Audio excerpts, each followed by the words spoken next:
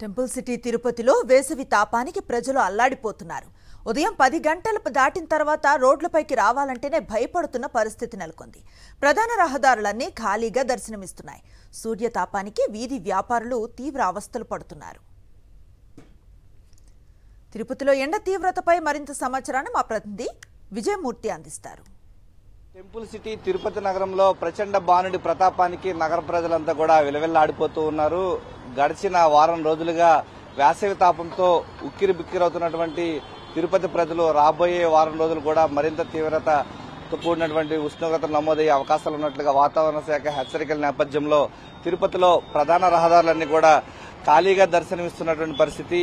ఉదయం 10 గంటలు దాటిందంటే చాలు రోడ్లపైకి రావాలంటేనే ప్రజలు భయపడుతూ ఉన్నారు. రాబోయే మే నెల ఎండలను తలుచుకుంటేనే ఈరోజు బిక్కుబిక్కుమంటూ భయపడుతున్నటువంటి పరిస్థితులు ఈరోజు తిరుపతి నగరంలో కనిపిస్తున్నాయి. ప్రధానంగా ఉదయం 10:30 గంటలు దాటిన తర్వాత నుంచి రోడ్లపైకి రావాలంటే ప్రజలు ప్రధానంగా రోడ్లపైకి భయపడుతున్నారు. వేసవి తాపంతో ప్రధానంగా రోడ్లన్నీ కూడా ఖాళీగా దర్శనమిస్తున్నటువంటి పరిస్థితి ప్రస్తుతం మనం చూస్తూ ఉన్నాం.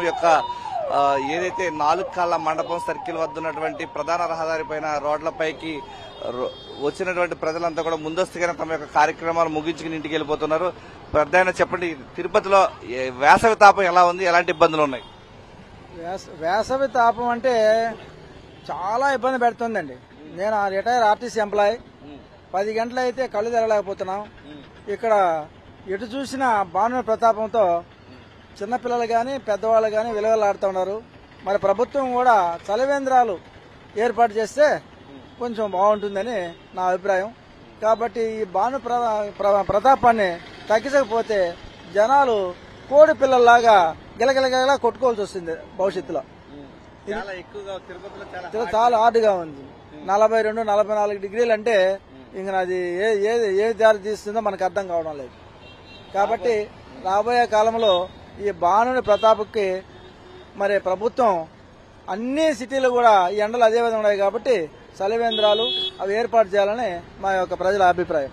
ప్రధానంగా తిరుపతి నగరంలో 42 డిగ్రీల టెంపరేచర్ నమోదు కావడంతో తిరుపతిలో ప్రధాన రహదారి పైన రోడ్లన్నీ కూడా ఖాళీగా దర్శనమిస్తూ ఉన్నాయి. నిత్యం రద్దీగా ఉండేటువంటి ప్రధాన రహదారుల్లో ఎక్కువగా వేసవి తాపంతో ప్రజలు ఉక్కిరిబిక్కిరవుతున్నారు. తిరుపతి నగర కార్పొరేషన్ ఆధ్వర్యంలో చలివేంద్రాలు కూడా ఏర్పాటు చేశారు. ప్రధానంగా నగర ప్రజలు వేసవి తాపం నుంచి ఉపశమనం పొందేందుకు చలివేంద్రాల్లో తాగునీరు తాగుతూ ఉపశమనం పొందుతున్నారు. ప్రధానంగా వేసవి తాపం నుంచి ఉపశమనం పొందేందుకు జ్యూస్ షాపుల ముందు కొబ్బరి బొండాల దుకాణాల ముందు పెద్ద ఎత్తున నగర ప్రజలు సేద తీరుతూ వేసవి తాపాన్ని తగ్గించుకునేటువంటి ప్రయత్నాలు చేస్తున్నారు.